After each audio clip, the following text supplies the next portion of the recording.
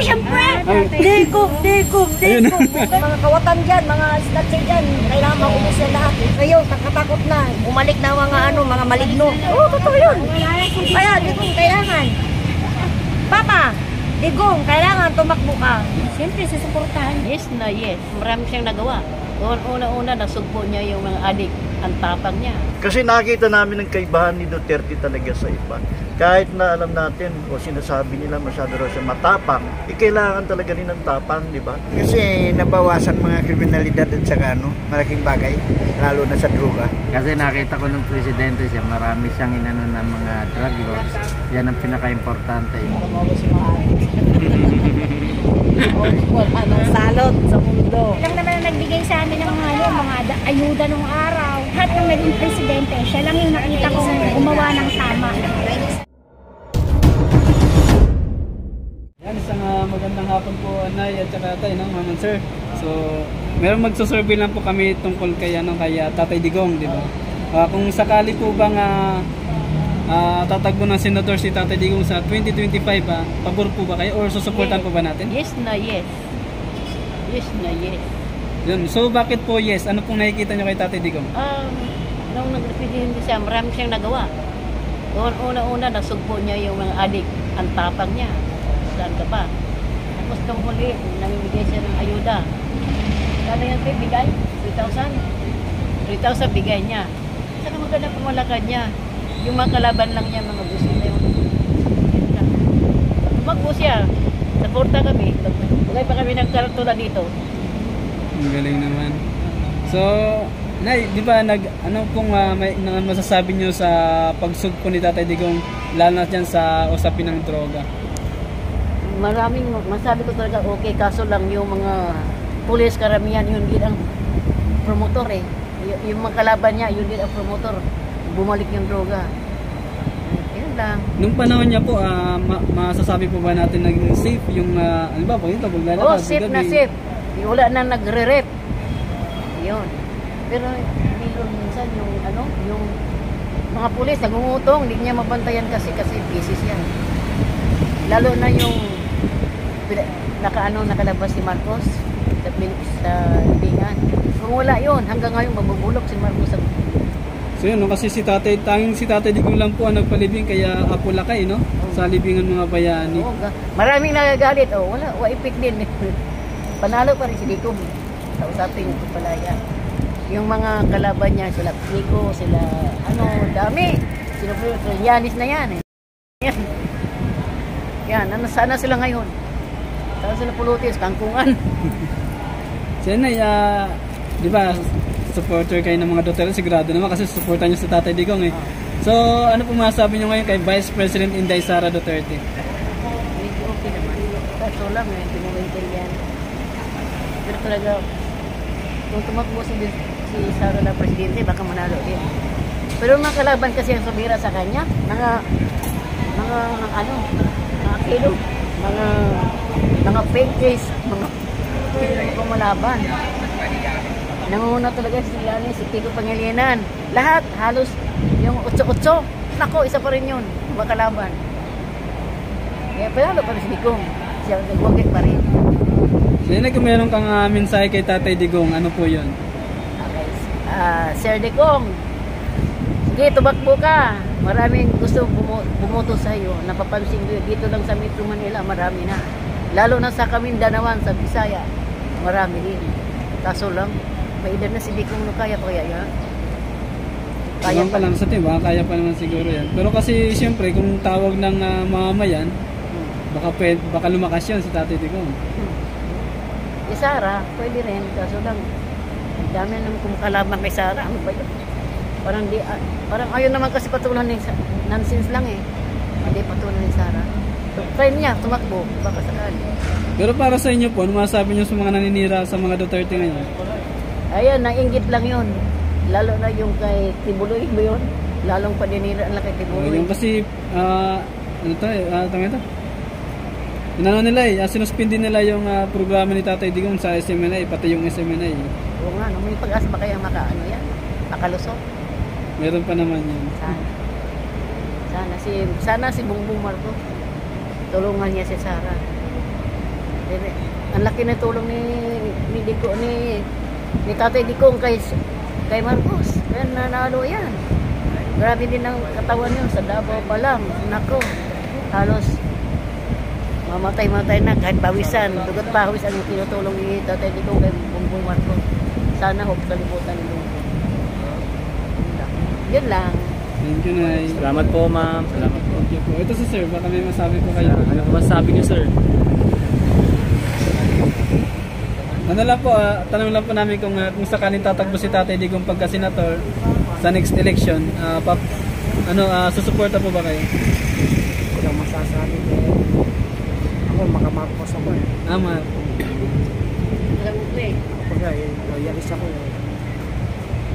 So bilang Marcos loyalist po, ano po masasabi niyo ngayon sa pamumuno ni President Bongbong Marcos? Okay naman yun.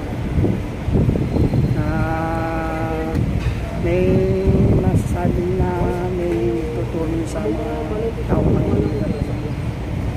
Walang masasabi. Baga satisfied po kayo, sir? Satisfied naman po kayo. Yun lang masasabi. Thank you so much po. Salamat po, sir. Ma'am, salamat po. Ay, salamat po. Yun ka, subukan niyo. Hindi po, salamat po. Ayan, isang magandang araw po sa inyo, sir. So, sir, meron lang kami tatanong sa inyo, sir, bilang ito, kung halimbawa mag-eleksyon na, kung sakali pong tatakbo si Tatay Digong pagka-senator sa 2025, susuportahan pa ba natin? Susuportahan ko. Ako lang, I can also speak for my friends. Ganon din sila. Kasi nakita namin ang kaibahan ni Duterte talaga sa iba. Kahit na alam natin o sinasabi nila masyado raw siya matapang, kailangan talaga rin ng tapang, di ba? Kasi ang ating gobyerno kinakailangan talaga ng klaseng personalidad. Kasi kung aanga o masyadong mahina ang presidente, walang mangyayari sa atin. Alam na natin paulit-ulit lang yan, di ba? Problema kasi na ating bansa paulit-ulit lang. Kailan naman magkakaroon ng katapusan yan? Kailangan kong bumalik siya isang taong kagaya niya. Period, di ba? Sa akin lang yan. Pero pati sa kanila palagay ko. Sir, kayo naman po, sir, kung sakali pong tatakbo si Tatay Digong. Suportado namin yun. Kung ano suportan namin ng presidente namin, ganun rin kami. Para sa lahat yun. Ano po ninyo masabi sa mga nagawa ng ating dating Pangulong Rodrigo Duterte? Okay naman kasi nabawasan mga kriminalidad at saka malaking bagay, lalo na sa droga. Tanong po okay, sir. Yeah, cool. Sir, di ba sinabi ni BBM noon bago siya, ang campaign pa lang, sinasabi natin na hindi niya papayagang pumasok dito yung taga-ICC, no, para imbestigahan si Tatay Digong. Pero ano masabi niyo ngayon na pag-aaralan na papasokin yung ICC? Presidente siya eh. Alam mo niya na may ICC o hindi. Kinakalaylo lang siya. Hindi niya kinakailangan mag-side ka agad-agad.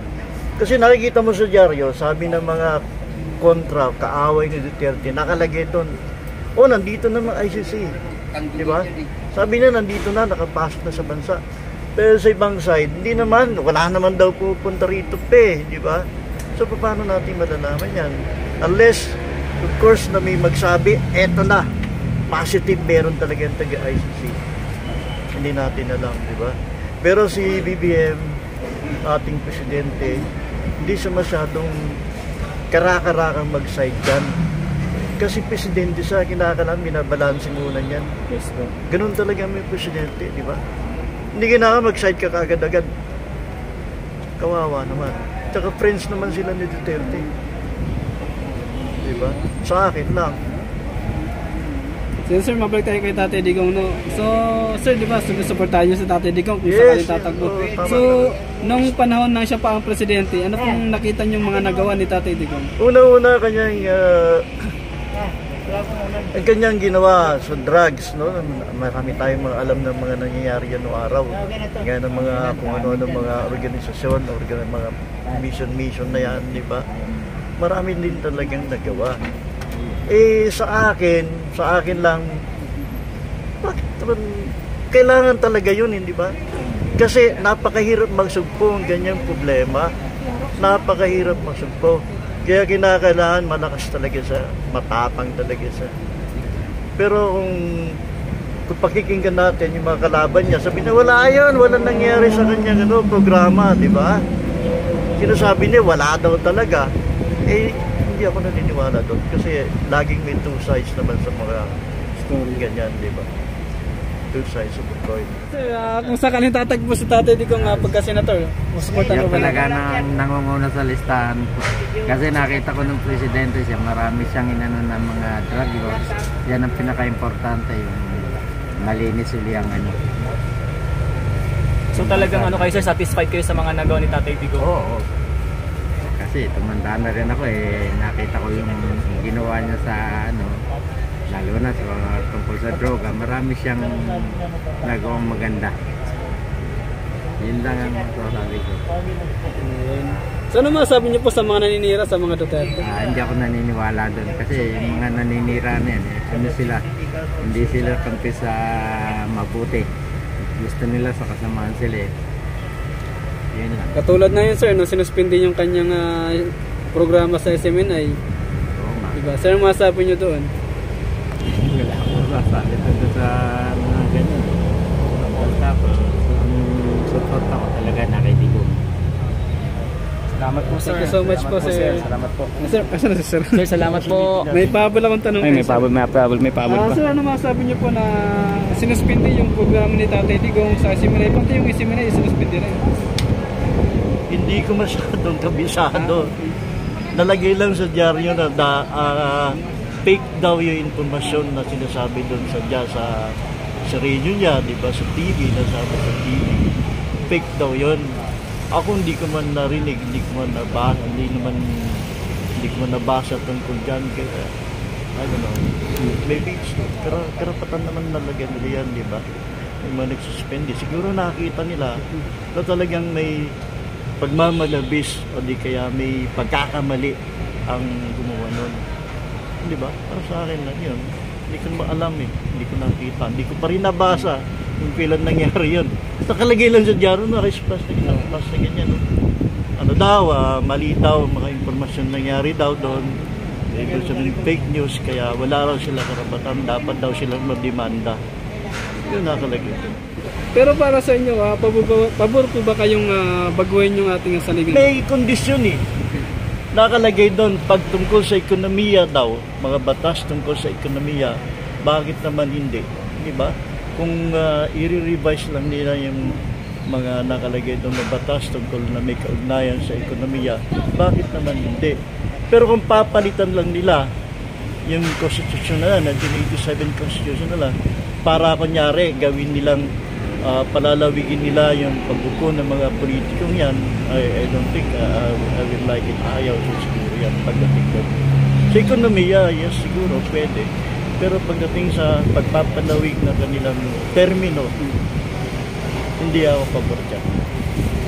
Hindi pa natin alam talaga kung ano mangyayari, di ba? Totoo ba talaga? Baka naman hindi lang mga economic provisions na dyan ang babaguhin nila pagdating ng panahon. Alam mo na mapagsamantala ibang mga politiko, pagdating ng pagkakataon gagawa sila ng paraan na magawa ang gusto nilang gawin, pagsasamantalahan talaga. Pero sa ngayon parang gusto ko na parang hindi, ganyan pa lang. Kumbaga sir, 50-50 ba kayo? 50-50. Nasa gitna ka lang ngayon sir, parang ganun. Tama, sa akin lang yan. Okay. Alright, salamat po Salamat sir. po sir. Wala Salamat akong pakialam sa iba. Salamat po sir, salamat po. Salamat po sir. Salamat Okay, sir. okay. Salamat po. Thank you sir. So ayan po no, tuloy-tuloy tayo mga kababayan. Kung sa halimbawa tatagpo po si Tatay Digong pagka-senator dito nga darating na eleksyon, susuportahan po ba natin? Siyempre, susuportahan ko kasi taga-amin yan eh. Taga Davao ako eh. Susuportahan ko po siya. Davao po. So ma'am, bilang taga Davao, anong pagkakilala niyo Maganda. Maganda yung takbo ng ano nila doon sa nila sa politika. Lahat sila umpisa sa manap niya. Maganda yung Pamamalakad. pamamalakad nila sa buong bayan namin. So di ba naging presidente po si Tatay Digong at ngayon ay Vice President si VP Inday. So ano masasabi niyo po sa pamumuno ni Tatay Digong? Okay lang, mas na medyo sa dito sa lugar namin dito sa Manila, medyo na bawas-bawasan yung mga droga nung mga siya ay nakaupo. Lahat na mga natakot na yung mga tao sa kanya. Thank you so much Salamat ma'am, salamat ma'am. Taga Davao pala si ma'am. No? Ma'am, kumusta mo kay Tatay Digong ma'am ha? Salamat. Okay. Ito, dito sila sir. Kumakain sila sir. Ayan. May ano lang, may tanong lang kami. Madali na naman to. Kung sakali pong tatagpo si Tatay Digong pagka-senator, supportahan po ba natin? Oo naman. So bakit po susuportahan natin si Tatay Digong? Magaling naman siya dati ba? Sa tingin nyo, ano pang mga nagawa o karapat-dapat pang bumalik si Tatay Digong sa politika? Ano pong kanyang mga nagawa sa tingin nyo? Marami nagawa na maabuti. Hindi ko matanda kung ang mga basta maganda. Sa usapin po ng illegal na droga, gano'n. Oo, lalo na doon, marami siyang nahuli ang mga kasito. So, ibig sabihin, pabor po ba kayo sa ngayon sa war on drugs? Oo. Para mawala si Mahal. Wala nang salot sa mundo. Ayun. Mga satisfied si ma'am sa naging ng war on Mga drugs. nagawa ni Tatay Digong. So ma'am, may mensahe pa ba kayo kay Tatay Digong ma'am? Meron pa ba kayong mensahe sa kanya? Sige, pag tumabot siya sa support natin. Thank you. Salamat ma'am, salamat po. Yes, So, ayan. Ito may bata bro. Oh. Ito si ma'am. Ito si ma'am. Ay, si ma'am si kanina. Ito. Ay, ang dami pa lang ni ma'am business. Meron doon. Meron dito. Sa kumari ni ma'am. Ito yung Mensahe si ma'am. Oo. Ma'am, message mo na lang Message kay na Tatay lang. Digong. Mensahe niyo po kay Tatay Digong. Ayun. Mensahe kay Digong. Yes ma'am. Kasi taga Davao po kayo eh. Mabait talaga yan si President Duterte Rodrigo. Dahil sa pamamalakad niya sa amin sa Davao, malinis yung Davao namin doon. Davao City. Lahat ng pinagbabawal niya, bawal talaga sa kanya yun. Inidesisyonan niya agad-agad. Sa amin, malinis na, wala nang magnanakaw doon na simple magnakaw, wala kasi may mga CCTV na doon bawat barangay. Kung makita, nag-umpisa ka pala magnakaw, makikita ka na sa galaw mo doon. Kaya maganda talaga yung pamamalakad. Tsaka nakapagnakaw man siya, huli ka agad. Huli ka agad. Kasi makikita sa bawat barangay may CCTV. Maganda yung pamamalakaran niya doon sa Davao. Thank you sir. Si Vice Mayor. Si Bibi Inday. Maganda yung pamamalakad niya doon. Nagawa, marami siyang natutulungan talaga ng mga tao. Marami siyang natutulungan. Mabait yan. Kaya lang naman yung nasampal nung araw yung, di ba na-issue siya? Ayun, yung malapit sa barangay namin. Nasa Kaya pag-sheriff. lang naman na-issue yun. Mali naman talaga yung mga sheriff na yun. Totoo yun. Mali yung mga nila na yun. Pero wala talagang masabi dyan. Pakabait nila yun. Umpisa yun sa pangalan ni Duterte, si Sara, si Basti. Pulong. Mabait talaga yan sila ang pamilya. Talagang love sila ng taga Davao. Hindi, matulungin talaga sila. Hindi sila talaga makakapagpapay. Sa hirap, sa mga mahirap, yung malapit sila, hindi sila nandun sa tao. Basta tumapit sa kanila. Hindi katulad ng ibang mga kandidato na hindi sila malapit sa kanila. Kahit anong hawakan yan. Mahawak yan. Yun lang ang masasabi ko. Salamat ma'am. Maraming salamat po. Thank you ma'am. Thank you sa oras ma'am. Ayan. Sarap na naman. Sarap pa naman. Pipino. Sarap niyan. Sa burger. Sarap niyan pag may sausawan, no? Fresh. Thank you ma'am. Thank you ma'am. Ano yun? Kaya Tatay Digong, kung tatagong senator, kung pabor kayo. Kanino yun? Tatay Digong. Ay, opo, siyempre! Ay. Digong! Ayun. Parang taga Davao si mama. Ay, yun, Bisaya. Bisaya. lang po, boy. Sige ma'am. Ay, gagano si ma'am. Oh. Grabe yung power. Biglang naging energetic si ma'am. Digong! Bakit? Ayan, magandang hapon po ma'am. Ayan. So, may tatanong lang kami sa inyo. Oo. Madali lang naman to. So, kung sakali pong tatakbo si Tatay Digong pagka-senator, susuportahan po ba natin? Oh, siyempre. Oo, kasama ko si Madam Karin Mainar. Yan, kami ang mag-aano pupunta sa mga seaman, pupunta sa mga boarding house. Dati si Pres Duterte, dati siya nag-aano, ahakot ng mga seaman yan, nagbibigay kami ng sa pagkain, mga t-shirt. Supportado kami. So bakit po nasusuportahan natin si Tatay Digong? Maganda siya magdala sa kanila. Thankful talaga kami sa ginawa niyo.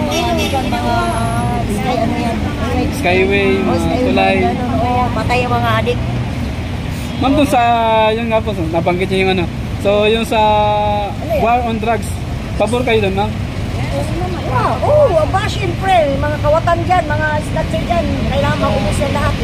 Kaya dati, di ba, malinis dati, kaya kayo, nakatakot na, umalik na mga maligno.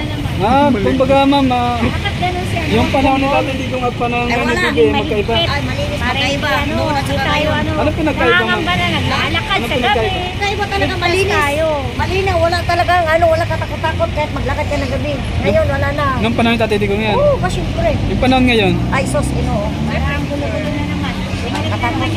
Murang dili ka sa ligan ng mga tao ron. Kaya base nung kuhan ka, masagtapad mau na itong kuhan hulapad na ito. Kaya sa panahon kuhan ka ron, kalisod, mau na, mangawat ang mga tao ka ron. Kaya, kailangan talaga malinis na naman yan. Ulit na naman linisin yan niya. Kasi talaga kailangan. Kasi delikado talaga dati. Ang mga tao dati, sa totoo, kumpante sila kasi nangamatay na ang mga demonyo. Ngayon, ang demonyo nabuhay na naman ulit. Totoo yun. Kaya, Digong, kailangan. Papa, Digong, kailangan tumakbo ka. Suportahan ka namin. Mga si woman. Ma'am, baka may mensahe kay Tatay Digong. Sige. Tatay, Digong, ingat ka palagi. Kailangan magpuan ka, magpagaling ka. Kailangan, lakas mo ang loob mo. Kailangan, manalo tayo. For Tatay Digong, for senator. Pinagampanya na ni Ma'am Digong. Ma'am, mayroon pa akong pahabol na tanong. Ano yun? Anong masasabi niyo sa mga naninira sa mga Duterte? Ha?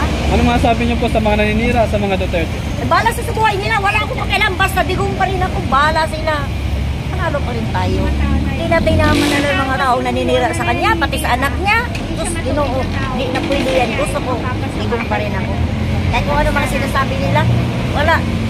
Dito, tapos dito. Labas lang. Labas lang. Ay, I don't care. Basta Digong pa rin kami. Kasi Skyway siya talaga sa lahat ng presidente, siya lang nakagawa ng Skyway. Tapos, di ba, pinagpatuloy pa rin nila ng Skyway. Hindi naman sa kanila, kay Tatay Digong pa rin yun. O ano man nagawa nila ngayon, wala. Ang adik ngayon, nagrarampa sila, mga kawatan, nagrarampa. Dito, mga isnat sila, nangunguot ng mga bag ng silong. Dito, kawawa sila. Oo, babae lalaki magsama yan pagkatapos pag ganun. Yung mga snatcher na naman, ma'am. Ako, oo. Nakalat-kalat yan. Ang snatcher kasi wala sa ayos eh. Dapat yung mga nakaupo o yung mga batas talagang yun ang unahin nila. Hindi kung sino-sino mga inuuna. Dapat unahin nila yun ang mga trabaho nila. Kawawa yung mga tao. Walang biktima. Kahit kami. Ganun din kami. Kaya, kahit ka mag-iingat ko, yan na talagang araw na mawalan ka. Kailangan linisin na natin lahat yan.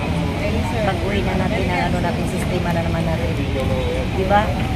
At saka yung paputok din, nakakatakot pag December. Hindi ako nakatulog, lumabas ako. Ma'am, nung pala ni Tatay Digong na na-control yun. Wala. Oo, wala talaga. Takot sila. Walang nagpapalabas. Totoo. Pero ngayon, naku, sa uluhan ko na dyan yung paputok, hindi na ako makakatulog. Bumaba na lang ako sa sa bahay, kaya hindi ko kaya. Ang sakit sa tainga. Totoo yun. Mas okay siyang tumakbo. Pabor si ma'am. Thank you so much, ma'am. Thank you, ma'am. Thank you, ma'am. Thank you, ma'am. Thank you, ma'am. Thank you, ma'am. At dito tayo kay ma'am. Ayan, ito si ma'am. Si Joe. Ay, ito si Jo. Ma'am, Ito na si ma'am. ma'am, matatakbo po nga senator si Tatay Digong, susuportan po ba natin? Oo naman. Siyempre, marami siyang nagawang kabutihan sa atin eh. Siya lang naman ang nagbigay sa amin ng mga ayuda nung araw. Naghihirap kami nung nasagsagan ng pandemic. Diba? Yun ang namin sa kanya. Dapat tumakbo siya. Parang kailangan kasi nasaan siya. Sa totoo lang. Kasi isipin nyo man, di ba napakaraming tao na tulungan ng panahon ng pandemic eh. Oo, pandemic hindi niya pinabayaan lahat ng may hirap, inigyan niya ng nagsibalik ka na may mga masasama. Kasi wala na siya eh, hindi na nakaupo. Ngayon, hindi ko alam kung batas natin ngayon, bala. Ma'am, paano nagbalikan yung mga masama? Anong klaseng mga masama? Nagkakalat yung mga nagsusolvent, tapos yung mga na-snatcher. Yun ang ngayon, nagkalat dati, wala yan. Pagkadating ng gabi, nililigpit ng mga barangay. Nung araw ngayon, wala na rin. Hindi na nila nagagawa ngayon, pinababayaan na lang nila. Dapat yan ang mga trabaho nila, inuuna nila yan. Hindi yung sino-sino mga inuuna nilang inuuna nila yung mga naghahanap buhay. At ang linisin nila yung masasamang tao. Yun lang ang Kumbaga may masasamang loob. Oo, masasamang loob. Unang-unahin nila yung sino-sino inuuna nila. Doon ma'am sa mga kasi marami naninira ngayon sa mga Duterte, lalo na kay Bibi Inday. Ano po masasabi niyo ma'am? Yung mga naninira na yun, doon sila kasi sa masama eh. Kaya ganyan ang inaano nila. Kami sa mabuti kasi kami eh. Sa side kami ng mabubuti. Kung ibig sabihin, yung mga naninira ng mga ganyan, gusto nila bumalik yung mga dating gawain. Ibig sabihin. Kasi baka nasa grupo sila ng gawin, hindi sa pagkain, di ba? Yun ang nila. Kasi kung matalino kang tao, doon ka na lang talaga sa may nagagawa na mabuti. Yun ang matalino ka, gamitin mo utak mo kung sino talagang dapat paupuin. Yun ang ko. So ma'am, dahil ngayon napapansin mo na parang nagbabalikan. Ano po ma'am yung mensahe kay PBBM? Dapat bumalik yun ang gusto namin. Bumalik na naman sa si BBM? Opo. Dapat yun ang unahin na ipag-utos niya na paano yung mga kabataan. Yung mga kabataan natin ngayon, wala na silang mga kinabukasan. Nandyan, nagkalat sila, mga nagsusolvit ang mga bata ngayon. Dapat yun ang unahin nila kasi parang may mga kinabukasan tayo ng mga bata. Ngayon, wala na naman mga maagang nakakamanganak. Kasi tignan mo naman, siyempre, nagsusolvent, nagsasama-sama na sila dyan sa isang tabi. At kalat-kalat sila. Ito mo napapansin natin, ang daming mga kabataan. Dapat yun ang inuuna ng mga nakaupo ngayon. Ano-anong mga inuuna nila sa sarili nila eh. Ikaw kung tumakbo ka sa ganyan sa batas ka, kung tumatakbo ka, dapat isipin ko muna kung ano yung magagawa mo mabuti sa kapwa mo. At ikaw ang umupo, hindi yung pansarili mo eh. Kakamkam ka lang ng kaban ng bayan, hindi ganun. Dapat may gagawin ka, ikabubuti ng bayan. Tumakbo ka, dinoto ka ng tao eh. Para mapabuti ang bansa natin. Hindi yung lalong mapasama. Dapat ganun ang gawin nila. Yun ang gusto kong anuhin sa lahat mga nakaupo, kahit na agawan, sa barangay. Wala naman silang ginagawa. Sa awid lang ng sakit. Wala naman ginagawa. Napapansin mo, dapat yan ang anuhin nila ngayon pansinin sa bansa natin ngayon. Lahat mga nakaupo. Dapat merong mga nagsusurvey sa bawat barangay. Kung may nagagawa na sila, sahod lang sila na sahod, diba? Dapat ganun sila mabuti. Doon sila umaako pang minsan sa mga hindi magandang mga sa amin, mga kapitbahay kami, basta mayaman, nakatira na nga kami sa squatter. Pati aso nga namin, pinakikialam. Pati aso namin, pinakikialam. Dapat nila sa squatter ka, makikisama ka, makibibagay ka o Pilipino ka man o anong lahi mo o anong language mo. Dapat umayon ka sa mga kapitbahay mo, marunong ka kasi hindi. Style nila parang dapat yun ang unahin ng mga unahin ng mga nakaupo sa bansa na. Sige, lang masasabi. May ano ka ba kay ma'am? Ma'am, baka may mensahe ka kay Tatay Digong. Kay Tatay Digong. Yun ang ko lang namin nakaupo siya, napabuti ang bansa na. Mas gusto ko siya na nakaupo noon. Kasi kahit paano na yung mga kabataan, napabuti yung mga kabataan. Wala ka makikita dating nakakalat ng mga bata nung araw nung si Tatay Digong. Wala. Ngayon, tingnan mo, napapansin ko na mula nung bumaba na siya. Wala na, nagkalat na yung mga kabataan. Kahit pansinin nyo rito, pag lalakad kayo, umaga araw, makikita yung mga bata nagkalat. Yan, hindi nila pinapansin dito, pinababayaan lang nila. Tapos yung may mga pa na, sa may mga mental na isip, dapat yun niluuna rin nila eh. Lagay nila sa tamang para mapaayos yung utak. Nagkalat dito. Kami, nakadisgrasya. Oo. Dapat yun ang kumain nila. Gusto kong nangyari. Ano kung ibabalik natin yung panahon na si Tatay Digong ang presidente, ang mas pipiliin nyo, gugustuhin nyo bang siya na lang habang buhay yung presidente? Gusto ko pa. Oo, kasi yung inaano nila may edad na raw. Hindi sa edad dyan. Kumbaga, ulagay niya lang sa tama yung mga tao na nakaupo. Yung malaking ko dyan, yung siyang nakaupo. Yun ang nakita kong lahat ng naging presidente, siya lang yung nakita kong gumawa ng tama.